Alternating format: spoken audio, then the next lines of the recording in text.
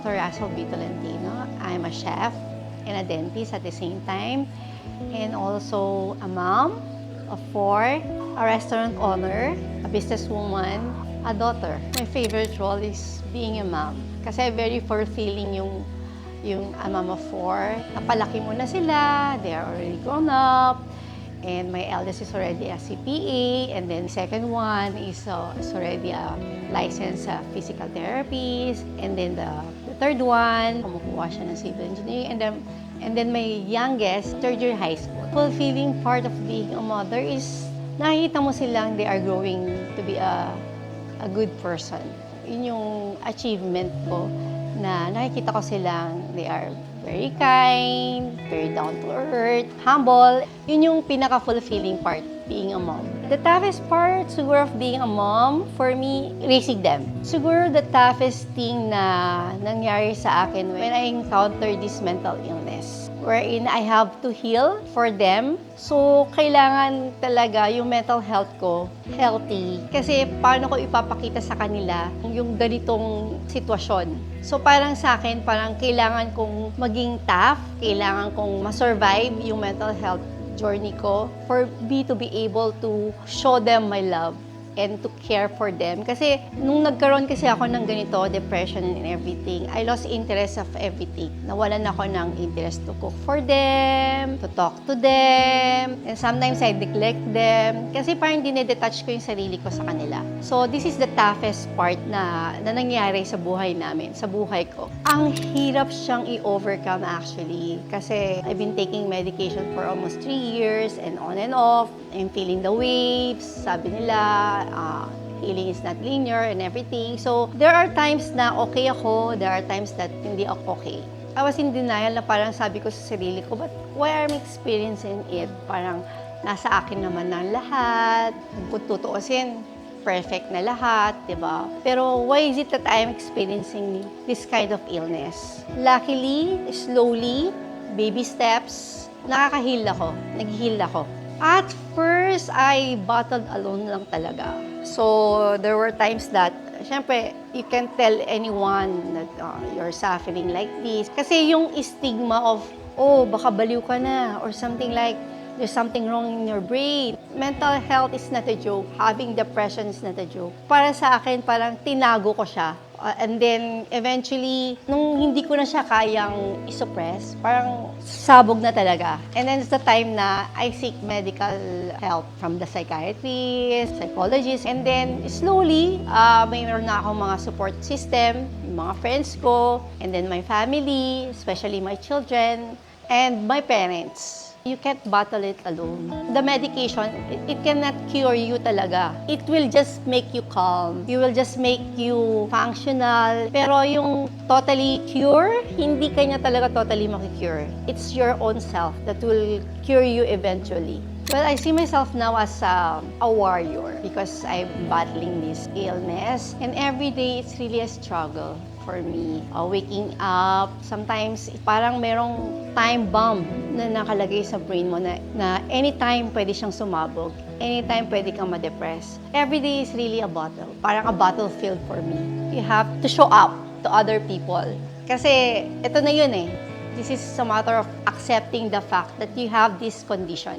Well, I'm a jolly person kasi I love to talk to anyone. In a way, I'm a friendly person. Yun yung mga nakikita nila sa akin. And I'm a very approachable person. Yung hindi nila nakikita sa akin is the pain na hindi ko kayang sabihin. Sometimes I feel like lonely, lalo na minsan dito mag-isa lang ako sa bahay. Yun yung mga tipong hindi mo pwedeng every now and then you will call a friend na, uy, malungkot ako, or uy, ganito.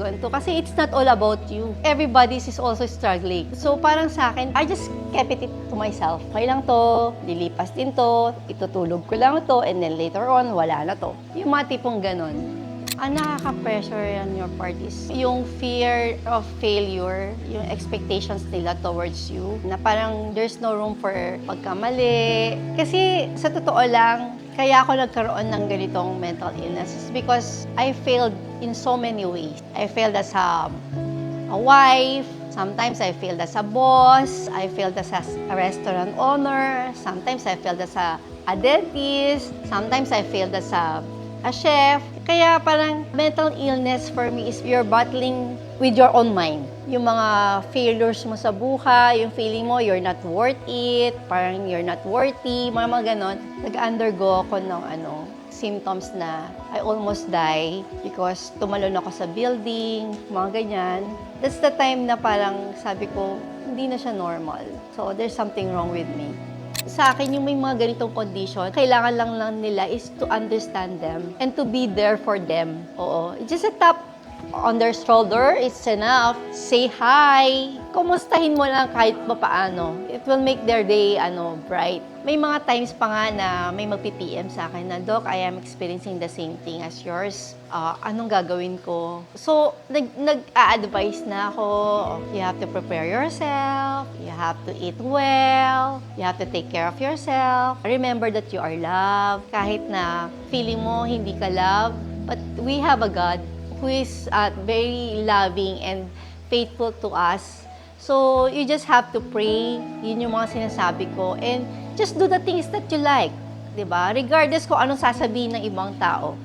Diba? Yun yung mga lagi kong ina-advise na you are loved, you are worthy. Andito lang yung mga taong nakakaintindi sa inyo. You just have to seek help. At it's not bad to seek help. It's not really bad to seek help. Meron akong basher, she's telling na, yan, baliw daw ako. She even posted something sa page namin. Sa akin, I really don't care. As long as I know and I believe in myself na hindi ako baliw. Diba? I can function well. Kasi kung baliw ako, I cannot go out on hiking. Hindi ako mag-scuba diving. Diba? So for me, parang hindi ako makakapag-aral sa New York. Hindi ako makakapunta sa iba-ibang mga places wherein I travel alone. So kung baliw ako, siguro hindi ko magagawa lahat ng mga gusto kong gawin. Diba? So para for me, parang I really don't care. OA yung condition nito eh. Kasi, di ba, parang you're seeking attention from other people. Which is not. Kasi you can't control your feelings talaga.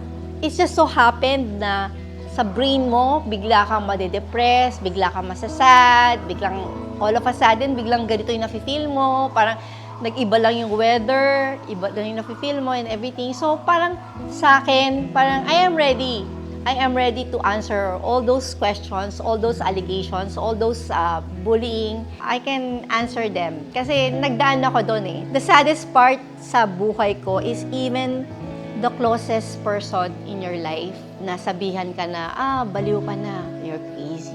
For me, parang yun na yung pinakamasakit na nangyari sa akin. Na the closest person to you said that. Nakala mo siya yung magtatanggol sa'yo, poprotect sa'yo, pero siya pala yung unang magja-judge sa'yo. And kung kaya ng taong closest sa'yo na sabihin yun, how about other people? So I am ready to face any kind of judgment when it comes to mental health. I am already ready for it. What's kept me going is my children. Kasi I have to show up to them. I have to be a healed mom for them. Kasi I want to see them pa na having kids pa, and I want to spend time pa sa kanila. Even though they are already grown up, gusto ko pa rin na makasama sila ng matagal. When I became a Christian, hindi ka pala alone. Na parang may Diyos pala dyan. Na parang andyan pala si Lord na you will never be alone. Kasi andyan siya. Everybody can turn their back on you, pero si Lord never ka talaga niyang ipuput down, never ka niyang i-ignore. Don't forget to comment, like, and subscribe.